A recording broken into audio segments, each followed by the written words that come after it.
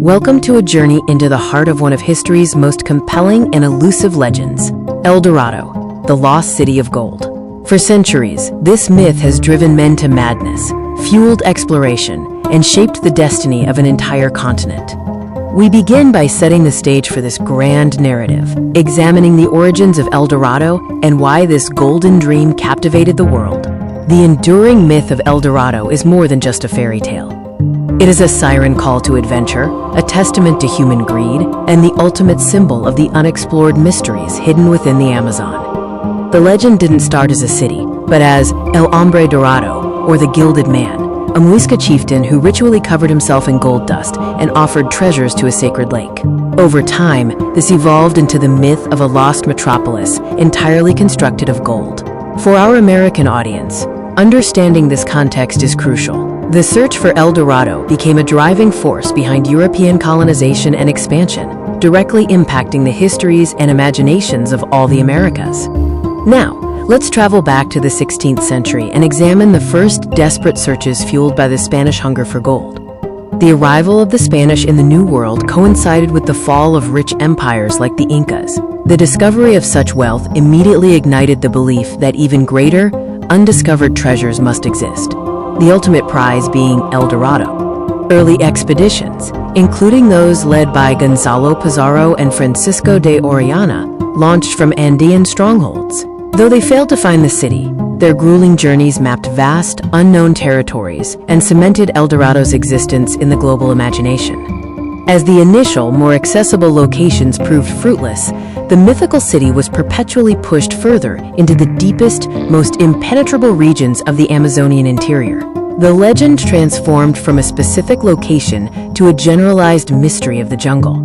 To understand the challenge of finding El Dorado, we must appreciate the environment that consumed centuries of seekers, the vast, unforgiving Amazon. The Amazon basin is the largest rainforest on Earth, a green ocean of biodiversity covering millions of square miles.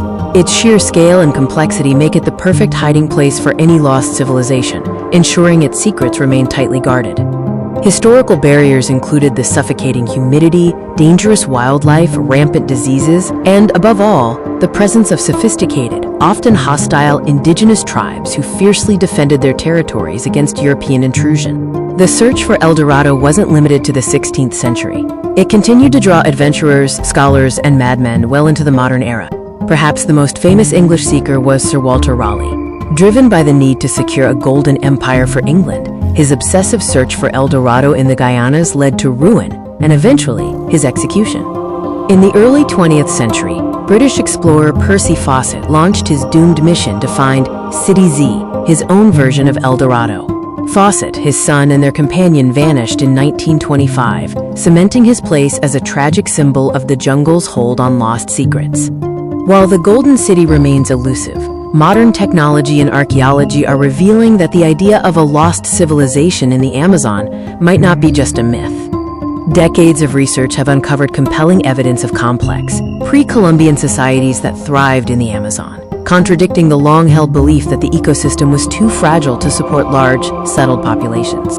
Discoveries of massive geoglyphs, elaborate road networks, and sophisticated earthworks in Brazil and Bolivia prove that ancient Amazonian inhabitants engineered their landscape on an enormous scale, suggesting complex, hierarchical societies existed here. Today, LiDAR technology, light detection and ranging, allows archaeologists to strip away the dense jungle canopy digitally, revealing the hidden footprint of ancient cities and settlements below. The search for El Dorado is now conducted from the air, not by foot. The myth of El Dorado has endured for 500 years, transforming from a treasure hunt into a profound cultural touchstone. From literature and film to video games, the quest for El Dorado continues to capture our collective imagination, symbolizing the ultimate adventure, the pursuit of the impossible, and the lure of the unknown world. Whether El Dorado was a literal city of gold or a metaphorical quest for the limits of the known world, its story is a reminder of the vast mysteries that still lie beneath the dense green canopy of the Amazon. The search continues, and perhaps the true treasure lies not in finding the gold, but in the journey itself.